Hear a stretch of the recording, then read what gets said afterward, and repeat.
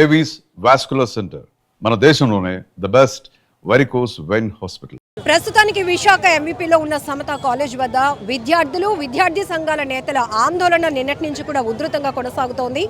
సాయి తేజ బలవన్మరణానికి పాల్పడడానికి కారకులైనటువంటి ఇద్దరు మహిళా లెక్చరర్లను కఠినంగా శిక్షించాల్సిందే, స్పాట్లా మాకు కావాలి అంటూ ఇక్కడ భీష్మించుకొని కూర్చొని విద్యార్థులంతా కూడా ఈవెన్ భోజనాలు కూడా మాని నిన్నటి నుంచి కూడా అహర్నిశలుగా ఇక్కడే ఉధృతాన్ని అయితే కొనసాగిస్తున్నారు. ఒక ఫ్రెండ్ అయితే ఉన్నారు, సాయి తేజ వాళ్ళ బెస్ట్ ఫ్రెండ్, తనతో మాట్లాడదాం. ఎందుకంటే ప్రతి ఒక్క యూత్ కూడా ఏదైనా చెప్పుకోలేని విషయాలు కూడా ఫ్రెండ్తో మాత్రమే షేర్ చేసుకోగలుగుతారు.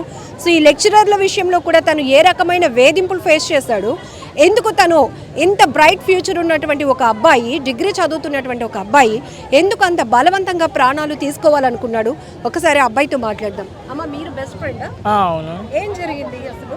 నార్మల్గా సాయి తేజ కొన్ని మంత్స్ బ్యాక్ నాకు చెప్పాడు అనమాట, ఇలా మేడం నన్ను సెక్సువల్గా హెరాస్మెంట్ చేస్తుందిరా అది ఇది అని. అంటే నేను అన్నాను, ప్రూఫ్స్ లేకుండా మనం మాట్లాడలేం కదరా. మీరు నమ్మారా, షాక్ అయ్యారా? నేనంటే నమ్మినట్టు వదిలేసాను, ప్రూఫ్ లేదు కదా, ప్రూఫ్ తెచ్చి చూపించి నేను నమ్ముతాను అనేవాడిని. అయితే తను అప్పుడు నాకు చార్ట్స్ కూడా చూపించలేదు, సరే అని చెప్పి ఒట్టేయించుకొని ఇంకా అక్కడితో మ్యాటర్ క్లోజ్ చేయించాడు. తర్వాత ఏంటంటే అటు చాట్ చేయడం చూసాడు, మేడం అడిగి మెసేజ్ చేయడం, నాన్న చాటింగ్ చేస్తే నువ్వు ఏదో ఒక రోజు నువ్వే ప్రాబ్లమ్స్ బాగోదురా అంటే, అప్పుడు ఏమైందంటే నార్మల్గా నేను చాలా హెరాస్మెంట్ చూసేస్తున్నాను, నీకు అర్థం కావట్లేదు, చెప్పుకోలేకపోతున్నాను, నీతో చెప్పినా నువ్వు ప్రాబ్లమ్స్లో ఉన్నా కదా నేను చెప్పలేదురా అని అన్నాడు. అది అక్కడితో వదిలేస్తే స్టార్ట్ మేడం అని ఇంకో మేడం ఉంటారు అన్నమాట, భాగ్యలక్ష్మి మేడం. ఆ మేడం ఏంటంటే రాసిన రికార్డులు పదే కొట్టేయడం, ఇప్పుడు ఇలా చేసి ప్రాక్టికల్స్ ఆపేస్తాం మీకు ఇది అని బ్లాక్మెయిల్ చేయడం, ఇలా చేసేవారు అనమాట. అయితే ఇప్పుడు ప్రూఫ్స్ ఉన్నాయి, ప్రూఫ్స్ ఉండి కూడా ఎవరు యాక్షన్ తీసుకోవడం లేదు వాళ్ళ మీద. స్క్రీన్ షాట్స్, మేడం చేసిన చాటింగ్ స్క్రీన్ షాట్స్, కొట్టేసిన పేపర్లు, అక్కడ మిస్టేక్ లేకపోయినా కొట్టేసిన పేపర్లు అన్నీ ఉన్నాయి, అయినా సరే ఎవరు యాక్షన్ తీసుకోవడం లేదు. ఇప్పుడు ఒక లెక్చరర్ కావచ్చు, టీచర్ కావచ్చు, స్కూల్ ఆర్ కాలేజ్ పరిధులు అంతవరకే ఉంటాయి.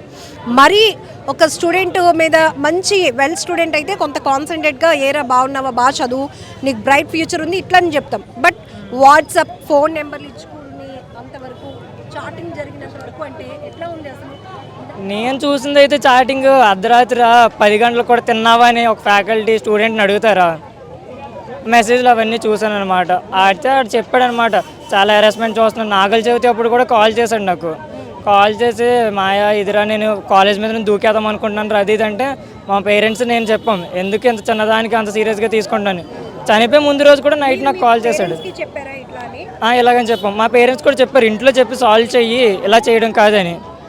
అప్పుడు నార్మల్గా చనిపోయి ముందు రోజు నాకు కాల్ చేసి, నేను కాల్ చేశాను అడిగి నైట్, ఏంట్రా కాలేజ్కి రావా ఇంకా అది ఇది అంటే నార్మల్గా అన్నాడు, వస్తానరా రేపు గొడవ ఉంది ఫ్యాకల్టీ, ఒకవేళ నాకు మళ్ళీ కొట్టేస్తాను గొడవ పడతాను, సపోర్ట్ రాగలవా, నువ్వు వస్తే కొంచెం ఎంతో కొంత నాకు సపోర్ట్ ఉంటుంది అన్నాడు. ఈ సెమిస్టర్లో అయితే ప్రాజెక్ట్స్ అలా కొట్టేసేవారు, ఇంతకుముందు సెమిస్టర్లో కూడా మేము అలాగే రాసినప్పుడు ప్రాజెక్ట్స్ తీసుకునేవారు. అప్పుడు ఏంటంటే అంత ఉండేది కాదు, మేము ఫైనల్ ఇయర్కి వచ్చినప్పటికి మమ్మల్ని కామెంట్ చేయడం ఇవన్నీ ఎక్కువ పెరిగిపోవడంతో మేము క్వశ్చన్ చేసేవాళ్ళం అన్నమాట, మీరు ఎందుకు ఇలా కామెంట్ చేస్తున్నారు మమ్మల్ని. ఇప్పుడు ఆ అబ్బాయి జెంట్స్ ఫ్యాకల్టీతో ఉన్నా సరే మీరు పెళ్లి చేసుకుంటారని అనడం, ఇలా కామెంట్ చేస్తే ఇంకా తను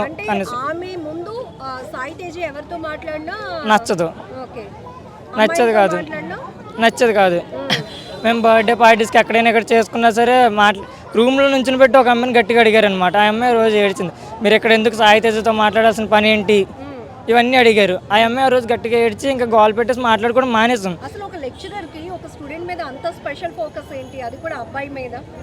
నాకు తెలియదు, ఎప్పుడైనా కాలేజ్కి రాకపోతే నాకు నార్మల్గా అడిగేవారు అనమాట, ఏ కాలేజ్కి మీ ఫ్రెండ్ ఎందుకు రావట్లేదు, బెస్ట్ ఫ్రెండ్స్ కదా మీరు చెప్పుకుంటారు కదా అంటే. ఒక మేడంకి వచ్చి 2 పిల్లలు ఉన్నారు, పేర్లా ఒక మేడం పేరేమో బేగం మేడం, ఇంకో మేడం పేరు వచ్చేసి భాగ్యలక్ష్మి మేడం. బేగం మేడం అని ప్రూఫ్స్ వచ్చినాయి. మరి నార్మల్ రికార్డ్ వైజ్ చూసుకుంటే స్టాటిస్టిక్స్ మేడం, నేను గతంలో కూడా స్టాటిస్టిక్స్ మేడం మీద ఒకసారి కంప్లైంట్ పెట్టా. అప్పుడు ఏమన్నారంటే బయట వాళ్ళు వచ్చి కాలేజ్లో గొడవ చేస్తే సస్పెండ్ చేసేస్తామని బేగం మేడం అన్నారు, కానీ సస్పెండ్ చేయడం ఇవేం లేవు, ఇప్పుడు వరకే యాక్షన్ తీసుకోవాలి. డైరెక్టర్ సార్ అయితే మాట్లాడారు, డైరెక్టర్ సార్ మాట్లాడినప్పుడు నార్మల్గా ఏమన్నారంటే నాతోటి నీకు ఇంక ప్రాబ్లం ఉండదు ఈ ఫ్యాకల్టీ సైడ్ నుంచి అంటే, రూమ్లోకి వచ్చి నాతో మాట్లాడేవారు కాదు ఎవరు, మాట్లాడుకుంటే ఇండైరెక్ట్గా స్టాటిస్టిక్స్. సాయి తేజ ఎప్పుడైనా మేనేజ్మెంట్ దృష్టికి తీసుకువెళ్ళాడా, 2 లెక్చరర్స్ నన్ను తీవ్రంగా వేధిస్తున్నారు, కాలేజ్కి రావాలంటేనే భయం వేస్తోంది అని? అది ఈ ఇద్దరు లెక్చరర్స్ గురించి తీసుకెళ్ళలేదు, కానీ ఒక లెక్చరర్ గురించి అయితే వచ్చాడు స్టార్టింగ్లో సెకండ్ సెమిస్టర్ అప్పుడు. ఈ సెమిస్టర్ అప్పుడు నార్మల్గా ఇంట్లో చెప్పేవాడు అంట. మొన్న కూడా అన్నాడు, నేను ఇంట్లో బెదిరిస్తున్నాను, ఇలా చచ్చిపోతానండ్రా అది ఇది అంటే నేను తిట్టాను. తిట్టి చెప్తే సరే అన్నట్టుగా మాట్లాడాడు, కానీ నెక్స్ట్ డేకి అలా చేసుకుంటాడు అని అనుకోలేదు. ఇప్పుడు ఏదైనా ఒక ప్రాబ్లం వచ్చినప్పుడు రే నువ్వైతే ఇలా ఫేస్ చేస్తున్నావు, నేను దీన్ని ఇంకోలాగా డీల్ చేయగలను అని అనుకుంటాం కదా. అట్లా నీకు ఒక ఐడియా ఏదైనా ఇలా ఇంకా కొంత టైమే కదరా అయిపోతుంది అలాంటి సజెషన్ ఏమైనా ఇచ్చారా మీ ఫ్రెండ్స్ సాయికి? సాయికి చాలామంది అన్నారు, తనే అనేవాడు, నేను ఎప్పుడైనా తిరగబడిన ఫ్యాకల్టీ మీద ఈ రెండింగ్కి వస్తుంది, దీనికి ప్లేస్మెంట్ కూడా వచ్చిందిరా మాయ, అవసరమో ఈ టైంలో చెడగొట్టుకోవడం, తగ్గిపోదాము పోతే పోయిందని ఆడే అనేవాడు. కానీ ఇప్పుడు అలా డెసిషన్ తీసుకున్నాడు. మరి ఆల్రెడీ వాళ్ళ ఫ్యామిలీ బ్యాక్గ్రౌండ్ కూడా చాలా పూర్గా ఉంది, చాలా పూర్, అంటే పేరెంట్స్కి చెప్పుకోలేనటువంటి సిచ్యువేషన్ ఒకవైపు. అవును. ఇప్పుడు ఎలాంటి లా కోరుతున్నారు మీరందరూ? మేమైతే సాయి తేజ వాళ్ళ ఫ్యామిలీకి ఫుల్ సపోర్ట్ ఇవ్వాలి కాలేజ్ వాళ్ళని మేము అనుకుంటున్నాం. ఇప్పటి వరకు స్ట్రిక్ట్గా ఉన్న టీచర్స్ని చూస్తే చెప్పిన పని చేయకపోయినా కొంచెం కొడతారు అనే భయం. ఇప్పుడు ఈ కేసు చాలా డిఫరెంట్గా ఉంది కదా. మెయిన్ మేనేజ్మెంట్ ఎక్కడంటే ఫాల్ట్ ఎక్కడ ఉందంటే ఫ్రెషర్స్ని తీసుకోవడం. తను ఇప్పుడే యూనివర్సిటీ నుంచి పాస్ అయ్యి వచ్చారు ఆ మేడం, ఎవరు? భాగ్యలక్ష్మి మేడం. యూనివర్సిటీ నుంచి పాస్ వచ్చినప్పుడు మాది ఈక్వల్ ఏజ్ ఉన్నప్పుడు ఈగో ప్రాబ్లమ్స్ వస్తాయి. మేమేం మాట్లాడినా ఈగో ప్రాబ్లంకి వెళ్ళిపోవడం. వాళ్ళిద్దరు ఎంత ఉండొచ్చు? మేబీ మా మీద ఒక 2 years సీనియర్ భాగ్యలక్ష్మి మేడం, ఇంకో మేడం సీనియర్ ఫ్యాకల్టీ, పర్వాలేదు. మేము జాయిన్ అవ్వకముందు నుంచి ఉన్నారంట ఇందులోనే. భాగ్యలక్ష్మి మేడం పద్ధతి మాత్రం. మీరు వ్యాలిడ్ పాయింట్ చెప్పబోతున్నారు, ఫ్యాకల్టీకి ఎక్స్పీరియన్స్ తక్కువయ్యి ఫ్రెషర్స్గా రావడం వల్ల ఈగో నడుస్తుంది. ఈగో అయితే నడుస్తుంది. ఇది నేను డైరెక్టర్ సార్తో కూడా ఒకసారి చెప్పాను, యాక్షన్ తీసుకుంటానమ్మా దీని మీద అన్నారు, కానీ యాక్షన్ తీసుకున్నారు. అప్పుడు గట్టిగా మాట్లాడితే వీళ్ళందరూ నాతో మెచ్యూరిటీ లెవెల్స్ తక్కువగా ఫ్యాకల్టీ నుంచి వస్తున్నాయి అంటారా? అంటే అలాగని అన్నాం, చూసే విధానం మంచిగా లేదు. మేము అక్కడ మంచిగా మాట్లాడుకున్న బాయ్స్ గర్ల్స్ అన్న కాలేజ్ అన్న కామనే మాట్లాడుకుంటాం. దానికి రూమర్స్ పెట్టేసి వీళ్ళిది అని రూమర్స్ పెట్టేయడం, పెద్ద రచ్చ చేసేసి వాళ్ళ ఫ్యామిలీకి ఫోన్ చేసి పర్టికులర్గా మీ అమ్మ ఈ టైంకి వస్తుందని అడగాల్సినంత లేదనుకుంటా నాకు తెలిసి. ఫ్యాకల్టీ ఇలా అడుగుతున్నారు. మధ్యాహ్నం ఇంటికి వెళ్ళిపోయినా వీడియో కాల్ చేయడం ఏంటి నాకు తెలియట్లేదు. మరి భాగ్యలక్ష్మి మేడం నా ఎదురుగానే వీడియో కాల్ చేసింది, ఒక అమ్మాయికి చేసింది, మా రూమ్లో ఒక అమ్మాయికి. వాళ్ళ పేరెంట్స్ లిఫ్ట్ చేసి కూడా అన్నారు మా కూతురు ఇంటికే వచ్చింది ఎక్కడికి వెళ్ళలేదని. అది అసలు ఎంతవరకు కరెక్ట్? ఇంకో నా ఫ్రెండ్ ఒక అమ్మాయికి కాల్ చేసి అడుగుతున్నారు అన్నమాట, మీ కూతురు ఇంటికి ఎన్ని గంటలకు వస్తుంది, అప్పుడు దాకా ఎక్కడ ఉంటుందో కొంచెం తెలుసుకోవచ్చా, మీ కూతురికి ఇన్ని సబ్జెక్ట్స్ ఆగిపోయినాయి. సబ్జెక్ట్స్ వాళ్ళు చెప్పుకుంటారు కదా, తన సబ్జెక్ట్ తను చూసుకోకుండా మిగతా వాళ్ళ సబ్జెక్టుల గురించి పేరెంట్స్ని కాలేజ్కి పిలిపించి ప్రిన్సిపల్ గారి ముందు పెట్టి పంచాయతీ పెట్టుకోవాలి. అది కరెక్ట్ వే ఏదైనా ఉందంటే మీ పేరెంట్స్ని రమ్మనండి మేము మాట్లాడతామంటే అది బాగుంటుంది.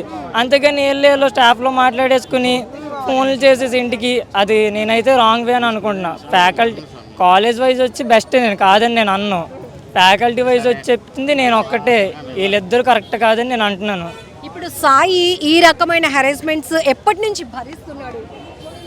నాకు తెలిసి 2 semesters అయిపోయింది. అప్పుడే 2 semesters మాకు ముందు క్లాస్ టీచర్ అయ్యారు మేడం. అప్పట్లో నాకు చెప్పాడు, కానీ నేను ఏంటంటే అప్పటికి నాకు చాలా ఎలిగేషన్స్ ఉన్నాయి కాలేజ్ తోటి గొడవలు. సో నేను ఇప్పుడు వెళ్ళి మాట్లాడదామని నాకు ప్రూఫ్ లేదురా, నాకు ప్రూఫ్ తెచ్చామంటే నేను మాట్లాడతానంటే అప్పుడు కూడా నాకు ప్రూఫ్ చూపించలే. నాకు చాట్స్ అన్నీ వచ్చినాయి. తర్వాత అంటే చాట్స్ అంటే నేను చాటింగ్ చేస్తున్నప్పుడు నా పక్కన కూర్చునేవాడు, మొబైల్లోకి చూసి అన్నాను చాటింగ్స్ తగ్గించుకొని నేను కొన్ని రోజుల నుంచి వస్తున్నాను, నువ్వు అసలు రిప్లైస్ ఇచ్చేవాడు అంటే ఇబ్బంది పెట్టేవాడు. రిప్లైస్ ఇవ్వకపోతే అనేవాడు, రిప్లై ఇవ్వకపోతే నన్ను ఇలాగా కాల్ చేసేస్తున్నారా మేడం అది ఇది అని చెప్పేవాడు స్టార్టింగ్లో. ఇంటికి వచ్చి కాలేజ్కి రాకపోతే నన్ను అడిగారు అనమాట, సాయి తేజ్ ఎందుకు రావట్లేదు అని. చనిపోయే ముందు రోజు కూడా నన్ను అడిగారు, మీ ఫ్రెండ్ ఇంకా రాడే కిడ్నీలో స్టోన్స్ అంట కదా నిజమేనా అని. ఏమో మేడం నాకు తెలియదు, నాకు సంబంధం లేదు, మేము మాట్లాడుకోవడం మానేసాం అన్నాను. తను ఏంటంటే ఇంకా లేవు, ఇలా ఇబ్బంది పెట్టేస్తున్నారు, హెరాస్మెంట్ చేస్తున్నారు, నాకు చెప్పుకోలేకపోయాడు. ఇంకా అంటే నేను అప్పటికి ప్రాబ్లమ్స్ ఫేస్ చేస్తున్నాను, ఇంకా ఎక్కువ అవ్వకూడదని తను అనుకున్నాడు.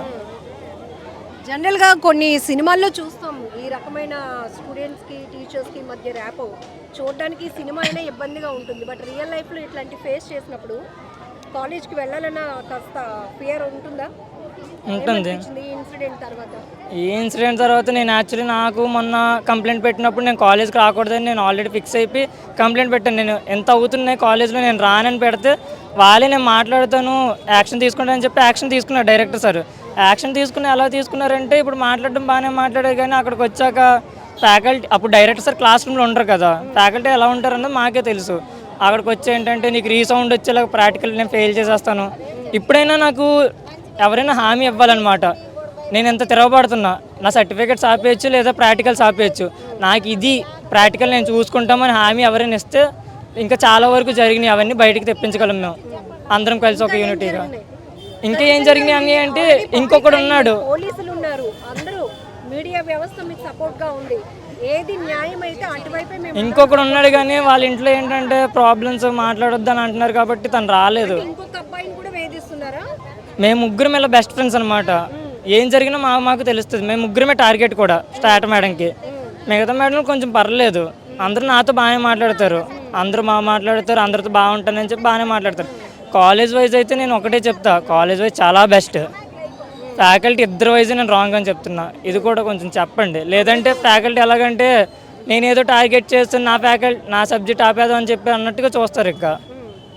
సో ధైర్యం చేసి మీరు ముందుకు వచ్చి జరిగిన వాస్తవం చెప్పబట్టి నా బెస్ట్ ఫ్రెండ్ చచ్చిపోయాడని చెప్పి వచ్చాను, అప్పటికి మాకు నా గొడవ అయినప్పుడు సపోర్ట్ రాలేదని చెప్పి నేను కొంచెం ఇగ్నోర్ చేశానని చెప్పి మాట్లాడడం మానేశాను. తనకి ఎలా అవుతుంది అన్నప్పుడు కూడా వదిలేసా, అంత ఫ్రెండ్షిప్ అయితే మా చీప్ అంత కాదు, అందుకే ఈ టైంలో నేను వచ్చి మాట్లాడుతున్నాను. సో ఇది నేనైతే ఒకటే చెప్తాను, కాలేజ్ వైజ్ అయితే చాలా బెస్ట్.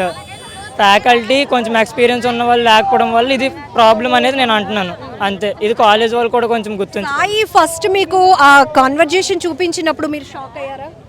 ఏంటి ఒక టీచర్ ఇట్లా కాన్వర్జేషన్ చూపించినప్పుడు నేను కొంచెం సరే లైట్ తీసుకోరా, నేను లైట్ తీసుకోరా వదిలే, ఇక్కడతో మాట్లాడడం తగ్గించాను. తనకి మీరు లైట్ తీసుకోమన్నారు, మీరు చూసి షాక్ అయ్యారా?